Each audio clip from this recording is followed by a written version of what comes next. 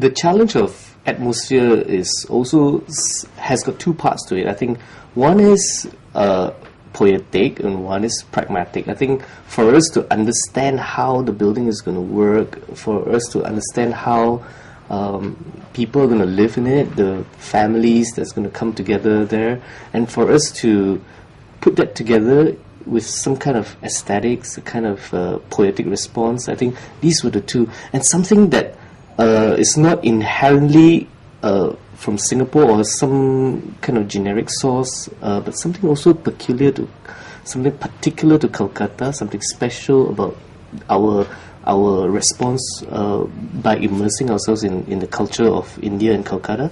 We also like the idea that when you have that bridge facilities up there, it creates a greater opportunity for the community, the residents of atmosphere, to come up, meet, and get to know each other better. And so that space itself becomes a celebrated space. And that's when we had the idea that maybe it could be something that could be almost an iconic feature. I mean, we're talking about a site that has a complete unblocked view towards the wetlands, and similarly, obviously, from the new EM bypass, you will get fantastic views of the two towers. So why not have something that could visually sort of contribute back to the city as well?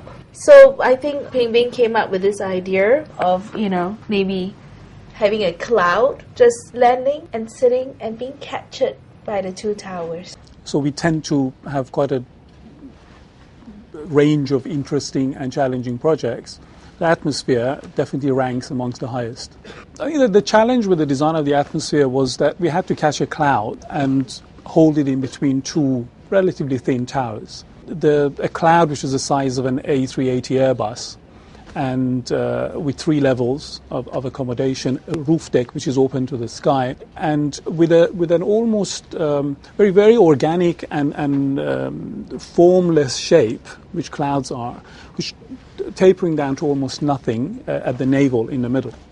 This is a very interesting challenge, which our team met with, coming up with a series of very interesting trusses and arches and a diagrid which are joined together in a way that I don't think has ever been done before anywhere in the world.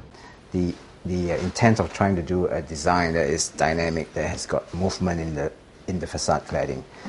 There's so much interest in it, and the challenges of doing a bridge between two buildings.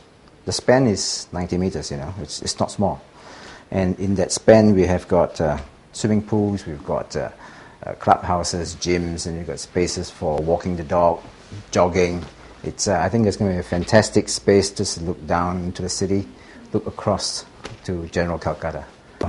The cladding will reflect the life around the place, it will reflect the sky, and it will give so much dynamic movement into the project. Now the materials we're looking at is going to be materials that will give sheen, different texture, and it will be materials that will be fun to look at, because it will have movement and porous as well. Porous in the mixture of porosity and transparency. The mixture will come with glass. We're going to put some glass panels on the bridge itself. We're going to put some mesh, and the mesh will allow air to come in, and it will give texture to the underside of that bridge.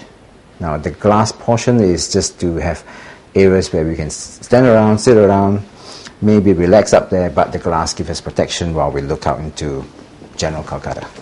I think from a dynamic point of view, in terms of a visual, the facade and the shape of the bridge, it will give it a sort of look that will change as you drive around, you walk around the building. The materials in it, because of its texture, will also give you that variation. On a cloudy day, it might appear dull. On a bright day, it might appear sparkling. Part of the design that we're looking at is to apply what we call kinetic disc. And the disc will be shiny metal elements, and they will be implanted onto the facade in certain areas, and it will give movement as well, and the disc will have reflective sheen on it. Now what this does is to give movement in texture with colors. There was once when Belinda and I were in Bali, and we were on the rim of this crater. We arrived at around evening sunset time. The clouds had descended, and the light of the sun was bathing the clouds in a kind of surreal, dreamy-like atmosphere. Totally new experience for us. Something that I think in this project we have the chance, we think, to create something like that. And we were told that in this area in Kolkata, the clouds sometimes come down very low.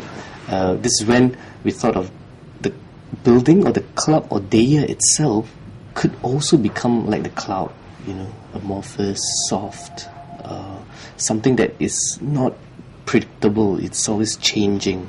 And people to be able to then walk in the clouds, you know, amongst the cloud, and to be able to experience this expanse. Jog, swim, workout, 400 feet above sea level. Tee off on the 32nd floor. Catch a sauna. Party in the clouds. That's your atmosphere.